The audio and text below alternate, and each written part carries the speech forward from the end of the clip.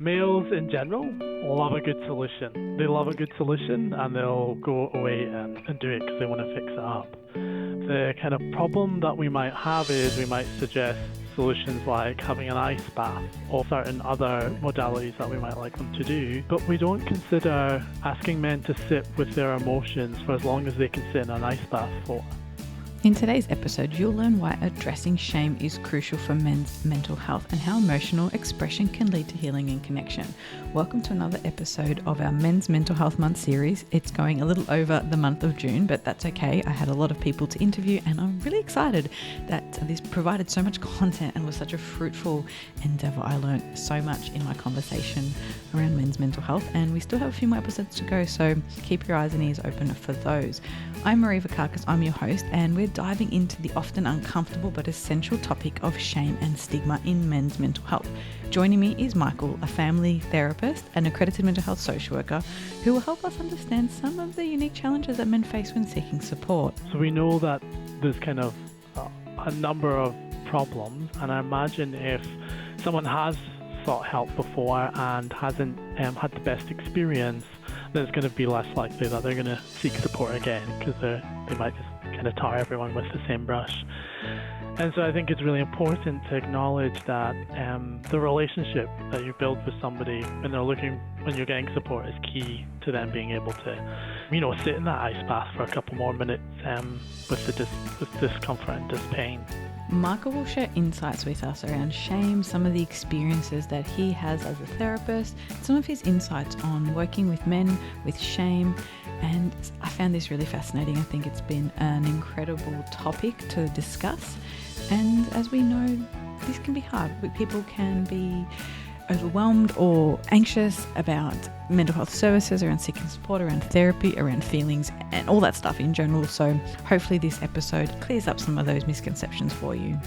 Basically, as a male, you're often told to be strong, and it can be very small situations where you're told that you have to be strong, don't show emotion, which all can create about shame if you do that. So you have to find the solution yourself, and you have to come up with it yourself to make sure that you are able to get through that time. So I imagine some males who are listening may feel that they have to solve everything themselves and aren't good at, males in general aren't good at reaching out for help. Together, Michael and I unpack some of these issues and provide some practical strategies for overcoming shame, building healthier relationships, and how to find a therapist that maybe is a good fit for you. I hope you enjoy this episode of This Complex Life. When we talk about men's mental health, what is something that we tend to get wrong? What do we do wrong? Males in general love a good solution. They love a good solution and they'll go away and do it because they want to fix it up. The kind of problem that we might have is we might suggest solutions like having an ice bath or certain other modalities that we might like them to do, but we don't consider asking men to sit with their emotions for as long as they can sit in an ice bath for. That doesn't have to be long, it can be 2 to 3 minutes. But I think with males and emotions, we often tend to overlook it. It's like when your muscles, say you're rehabbing something, you've had an injury, and there's a muscle that's in pain. Often physios and the like will look at, muscles further up or into your back because that's where the pain might actually be coming from. And I think sometimes with men we miss where the foundation of the situation is, or the kind of where the underlying problem actually is. So we might give solutions, but it will take off the heat, which is great, but it won't get to the core issue, which often will lead to, how do we manage emotion. So yeah, I think that's one of the main things we might miss is how do we do that, and how do we do that tentatively and comfortably for males to sit with. I mean that just sent chills down my spine because it is freezing today. But that's a slogan there for anybody who's listening is, can you sit in your discomfort as long as you can sit in an ice bath? I think that would be quite confronting for some people. Yeah, it is. And, in 2020, there was a study in Australia where they surveyed 788 males about mental health. And 77% said that they needed to solve their own problems. So that's about 569 people from that survey felt like they needed to solve their own problems. And then when we look at kind of the barriers to kind of accessing support, 80% from the same survey, so it's 618, believed that intense sadness or emotional pain they felt was normal. And then the same number, 80%, were unsure what to look for in a therapist if they were to get help. So we know that there's kind of a number of problems, and I imagine if someone has sought help before and hasn't had the best experience, then it's going to be less likely that they're going to seek support again, because they might just kind of tar everyone with the same brush. And so I think it's really important to acknowledge that the relationship that you build with somebody when you're getting support is key to them being able to, sit in that ice bath for a couple more minutes with discomfort and pain. Yeah, I love that, not to paint everyone with the same brush. And for anyone who's a Ted Lasso fan, I think there's a scene in that where Ted's like, doesn't want to go back to therapy because he had one bad experience. And Coach Beard's like, remember what you said once, all people are different people.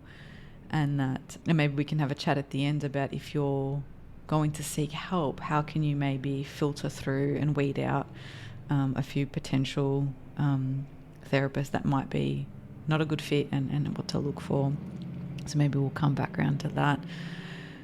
The trying to fix it, what do you mean by that? Do you mean for each other, for themselves? How does that kind of play out in the day-to-day things that you've observed? Yeah, for themselves. And I do this in my own relationship. I love to give a solution to my partner when they're complaining about something and not sitting in the ice bath or sitting with the emotion, which they tell me off for. But basically, as a male, you're often told to be strong. And it can be very small situations where you're told that you have to be strong, don't show emotion, which all can create about shame if you do that. So you have to find the solution yourself, and you have to come up with it yourself to make sure that you are able to get through that time.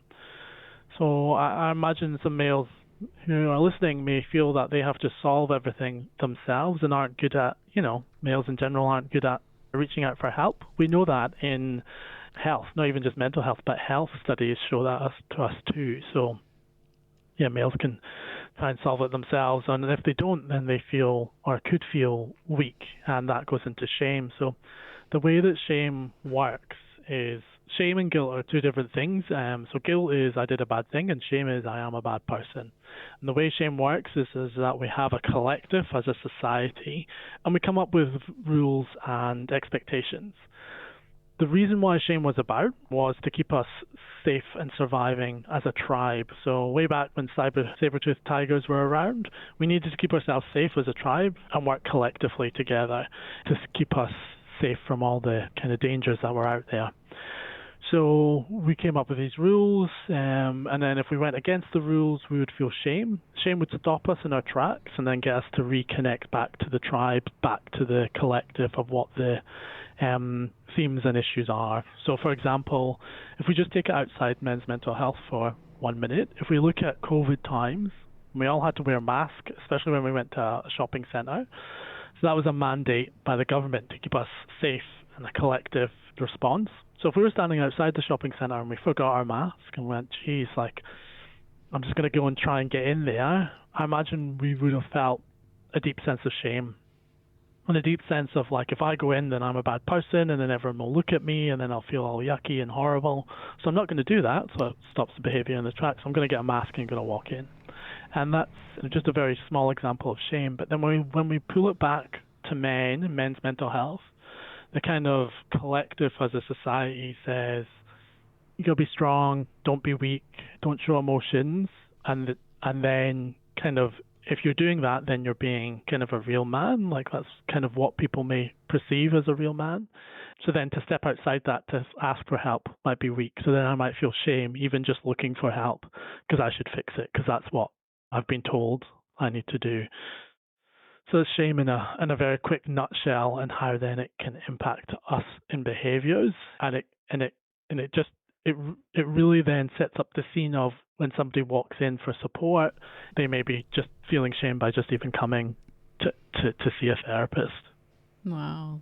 That's such a, like, when you kind of explain it like that, it seems like, well, that makes no sense, but you can see how you can really get caught up in that, and the desire to belong, to be seen as valuable, to connect. It all comes from a place of wanting to be, liked, respected, connected.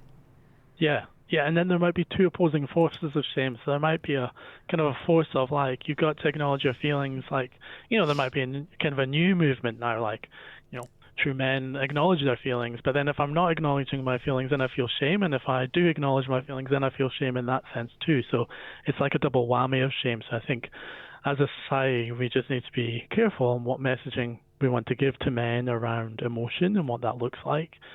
And particularly if we think about going back generations, have people been taught about emotion and emotion coaching, and what does that look like? And, those messaging would have been deep from childhood around what men do and what men don't do. And so it has changed as we've developed, but, there's pockets where it still can be very difficult, and men can almost lose out sometimes in the emotions that they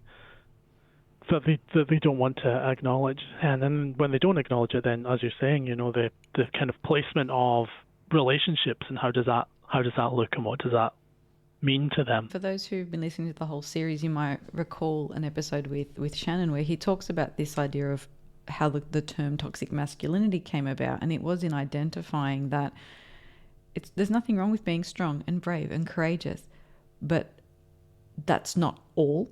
It's also being able to be sensitive and vulnerable and caring. And when we talk about toxic masculinity in that sort of the clinical sense, it's the absence of those other qualities that's problematic. And both of us being kind of couples and family therapists, I'm sure you can kind of see where this can impact in a relationship, how it can create maybe loneliness or disconnection for people with their loved ones. Yeah, and definitely like the loneliness and disconnection, some behaviors that I've seen have been, when someone's trying to do something good-willed and it's actually doing the opposite, and someone's getting really frustrated at that behavior. So we know that, opposites attract, and that sometimes maybe being, holding in emotion might be seen as they're very stable and calm in situations. But then if we do too much of a good thing, then we can't, it might impact the relationship that we have with others because we're doing it too often, too much.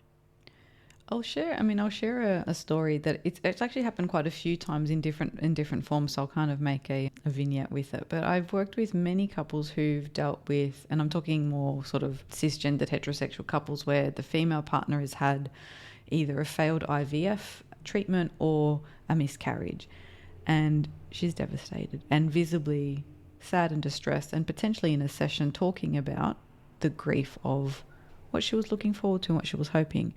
And I see I've seen a lot of really great responses, but where I've seen it be then an extra problem is the guy will just kind of stare at me and maybe hold her hands or give her a hug.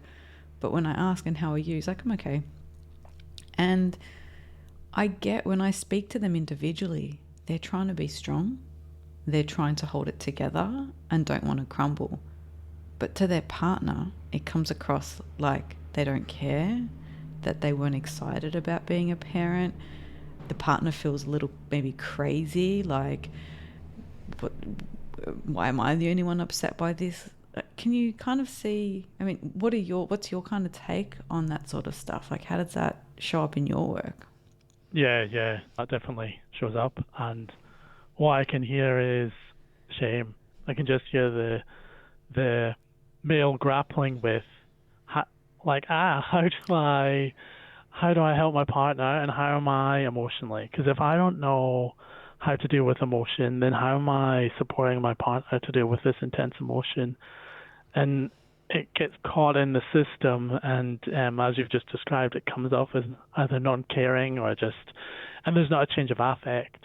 And it can be really shameful for men to cry. Like, they can feel like that's not okay. It can be really belittling for them because of past experiences, and there'll be a neural network behind all of that messaging that they're getting. And it can be really tough for them to, one, navigate their own feelings and then navigate their partner's feelings. And how do they do that? And saying I'm fine is kind of saying, I don't want to talk about this. I don't want to go there. Please don't let me go there. Because it can keep them safe. Sometimes males have talked to me about feeling really overwhelmed with emotion, and we talk about opening the door slowly or dipping our toe in slowly, not just like running in and like a wave having it crash over us. But how do we gently just feel it? Can we feel it for 2 minutes and then just stop and then bring us back into the room? When I've had other males talk to me about things that they find distressing and I can feel it, it's coming, then they stop and they'll talk about that. They'll regulate themselves by naming things in the room because they're just becoming too overwhelmed, or looking at a top I have that day, working out a color, or looking at pictures on the walls and stuff. So yeah, the emotion can just be so overwhelming, and if we haven't been taught from a young age of how do we manage our emotions and how do we work with our emotions, then we're kind of at a loss. It's almost saying to someone, I want you to cook an omelette, but I'm not really going to show you how to cook the omelette. I'm just going to say you need to cook the omelette because everyone else here knows how to cook this omelette. And so people can get really lost of how to cook the omelette. Yeah.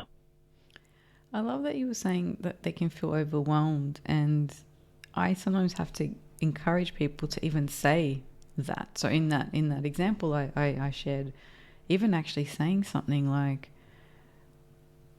I don't even know if I'm ready to accept this loss, and I'm scared that if I start talking about it, I'll burst into tears, and I'm just not ready for that yet. Like, even being able to overt a piece of that is so helpful for the other person.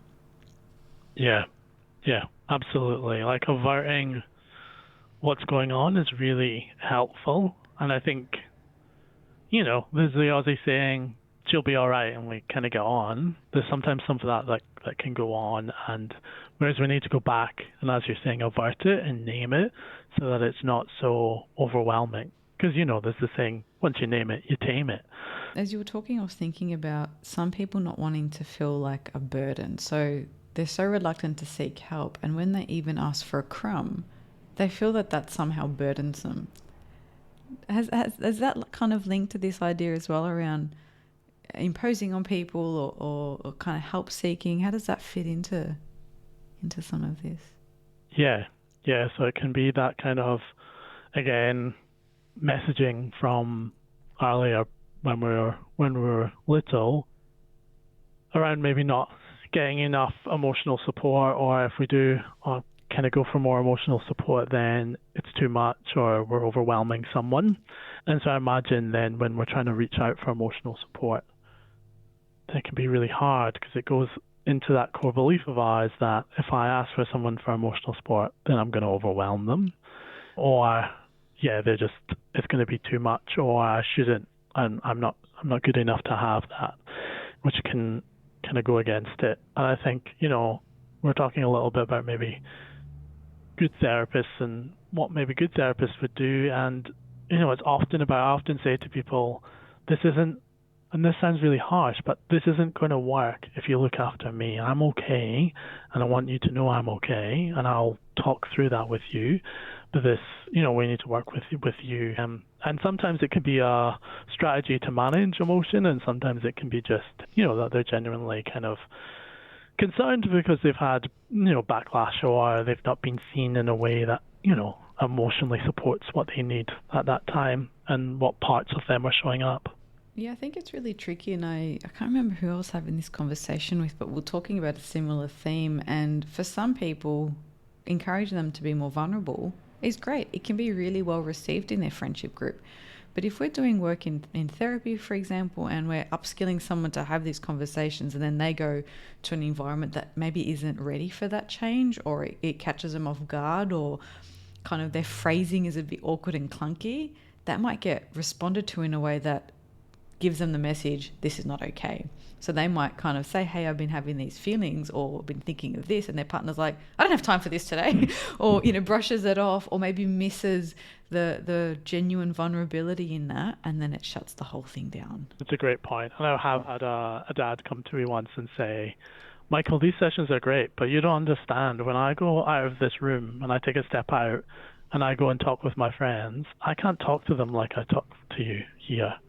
And so, yeah, that's really hard. It can be really hard when they enter environments where people aren't as accepting, and if their friendship group isn't as accepting, then it can be really tough because then they can feel alone again and then shame again. So it's like they're trying to change, but shame seems to occur at each point.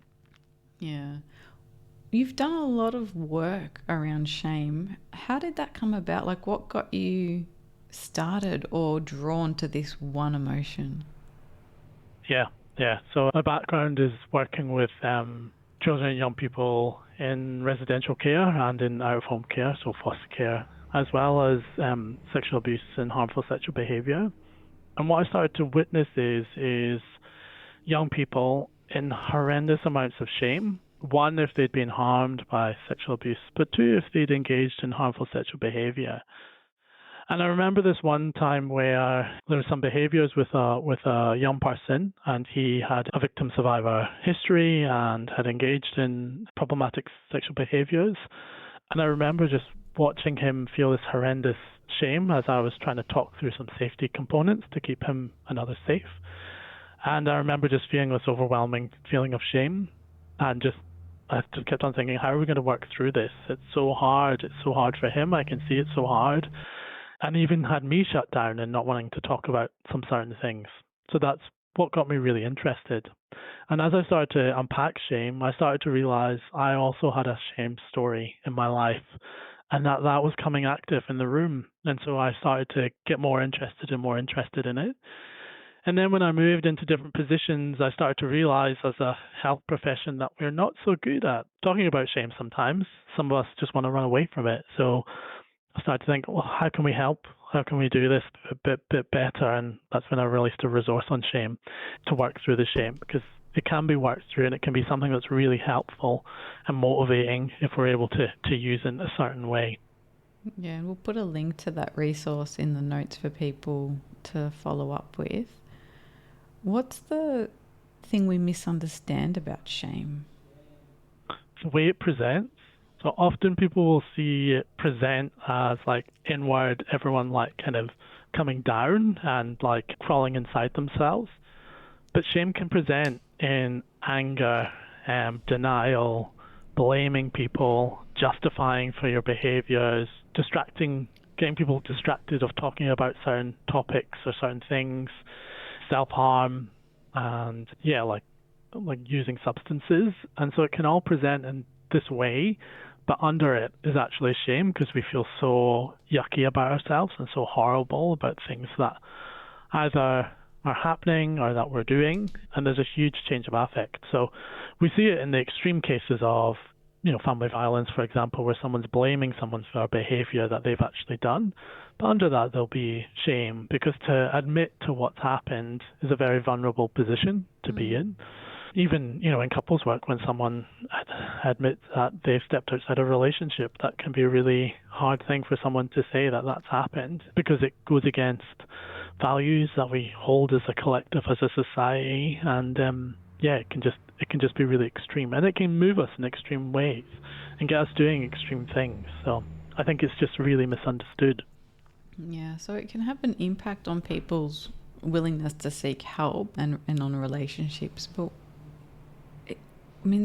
all of this, it really does come at a cost. So not seeking help, maybe having ruptures in relationships.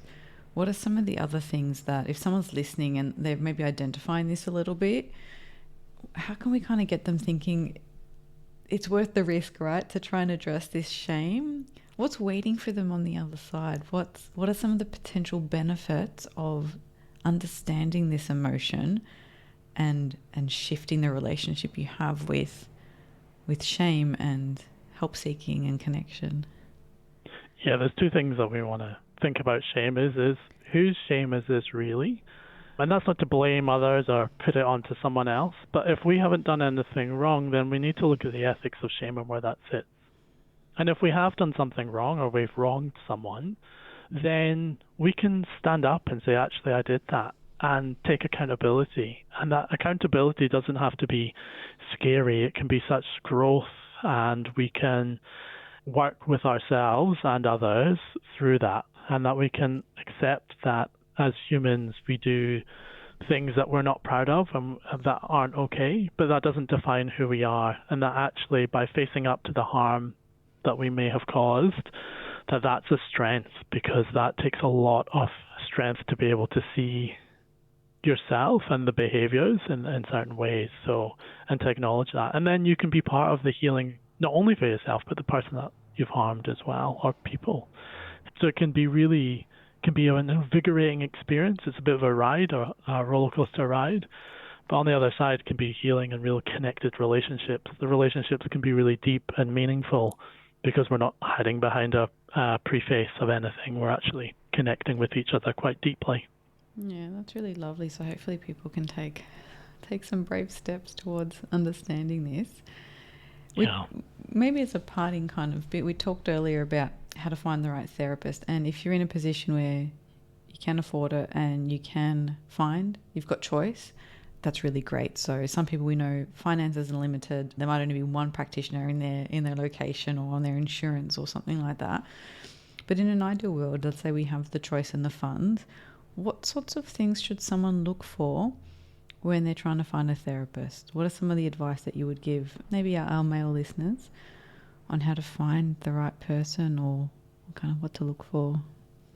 Yeah, I definitely think it's about the relationship between the therapist and the person seeking support, and whether they feel comfortable with that person, or how do they make them feel. That's the word, feel. I imagine people don't like it, but how do you feel afterwards?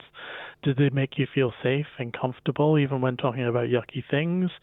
Or was it really hard? Just that safety element is going to be really important. Did they, for example, talk you through the process of what we're going to do over the next couple of sessions? Or even, if I've had children sit outside the waiting room and not really want to come into the room, so just talking through what's in the room, if they did want to enter, or if they don't, then that's okay. So I think choices are important too, giving choice around, this might not be the right fit, but let's talk about that, and let's help you get the right fit. So a therapist who decenters themselves from the situation and really focuses on the other person around how they're going to support them, even if this isn't the right fit, and then it's not a personal issue. It's more about making sure that there's a right comfortability. And I imagine some people really like humor, and that's also okay. Humor in the therapy room can be really helpful. No pressure. Now we have to be funny as well. It can be really helpful and just, guide things through at times. Yeah. So, if that's what you're looking for, just, I think, being clear about what you would want in someone. If you could come up a list, if there's just maybe 2 or 3 things you could think about that might help. And I often think with people thinking about, if someone was seeking, if your friend was trying to seek support, what kind of advice or suggestions might you give to them? Because as males, we are very good at giving advice and suggestions. What would you give to them, and would that work for you? Just kind of maybe thinking about that a bit more. It's interesting you mentioned the personality and nothing about qualification. And I think a lot of people will just have some very limited understanding of the mental health professionals. They might always just go to a psychologist, when even with psychology, there's clinical, there's counselling, there's organisational, there's so many areas of that. There's accredited mental health social workers like us, there's mental health OTs, there's clinical counsellors, family, there's a whole bunch of things. But we know the best outcomes comes from that connection and feeling aligned with that. And I like we said about the discomfort, and an analogy I give, I'd be curious to hear your thoughts. It's like finding a personal trainer. The session might be tough and it might hurt after, and they might push you a little bit, but you still want to feel like they've got you back, like they're maybe motivating, that they know how far to push you and then pull you back a bit. But you're not going to go into every session and just kind of lay around on the floor and be like, this is great, I've had like a really good PT session. Like it's not always easy work. It can be really hard. It can be really grueling. You can sit in discomfort, but that's different to the therapist. Like that connection feeling uncomfortable. Like I think that, you don't want to feel judged or unsupported or belittled. unless that's something, if you feel that in all your relationships, then maybe it's a you thing, and that's important to try and find a way to talk about that in therapy. But it's finding this balance between managing the discomfort in a safe environment. Yeah, absolutely. Absolutely. I think that's a great way to put it about the personal trainer. I do love using analogies like personal trainers, even like going to therapy is like a personal trainer. If you want a six-pack, you're not just going to turn up to the personal trainer and go like, hey, I want a six-pack, and then you do one session and you're like, oh, but I didn't get a six-pack. You're going to keep on going, and that's the same with therapy. You've got to keep on going to work at it. Yeah, I mean, the amount of people that have that unfortunate expectation of, in a few sessions, but I'm not better. And it's like, well, if you go from zero fitness to wanting to run 5K, you're not going to get there in just 3 runs, or maybe even 10 runs. It could take, especially, the lower your base fitness is, the longer this might take. So if you've got emotions that are really suppressed and maybe really poor mental health and possibly substance misuse and other things happening, that's going to add a level of complexity that takes a little longer to unpack and understand and support a different path. Yeah, agree. Totally agree. So for people listening, if we could give them kind of one encouraging piece of advice or kind of a takeaway that you'd love them to kind of maybe an action or food for thought after this episode, what would that be to our male listeners or young men or dads out there listening? Do you have to be vulnerable to be brave? Or do you have to be brave to be vulnerable? I suppose both are the same thing, but to then reach out for help can be vulnerable, can feel vulnerable, but it can also be brave because we're going in the face of, standing against this kind of toxic thinking of what a man is, and that we all need support. Otherwise, we're a collective, we're a society, we support each other. Yeah, I love that. I think Brene Brown talks about this idea that you can't be brave if there's no risk, because then it's not brave. Yeah, that's really great. So if you know the outcome, if you're not taking, if there's no risk of something going wrong or bad or uncomfortable, then it's not brave. Yeah, I think that's it. And I've had some beautiful situations with guys with their children and really reconnecting them with their children in an emotional level. And we did some different types of therapies like EMDR and havening. And, it was healing for both of them. It was healing for the father, and it was healing for the son as well, because his anxiety about the father and his substance use, and he would go away sometimes, but he was now on a journey of, sobriety, and so we were doing this kind of storytelling and making sense of this kind of horrible situation. But what I could see is the father being very vulnerable and kind of showing the way for his child. Gives permission for that to be okay. Yeah. Wonderful. And for people listening, we'll put links to how to find you, your shame resource in the show notes. But thanks so much for being a part of this series, mental health series, the first series I've done on the podcast. So thanks so much. Talking about shame is a really nice way to wrap it up. No worries. Thanks for having me. I hope you enjoyed this episode talking about shame and stigma in men's mental health, and in particular men's mental health. Michael's insights on this really important issue were really quite interesting and profound, and I'll pop a link to his resources in the show notes. Remember, addressing shame and seeking support is a brave and crucial step towards healing and connection and learning more about yourself. So if someone you know is dealing with mental health challenges, please reach out for help. There are so many resources out there and people ready to support you. Hope this episode's given you some practical tips to overcome shame, or even just to start by naming it and understanding it a little bit better. If you enjoyed this episode, please leave us a rating and a review wherever you get your podcast. I'll see you next time.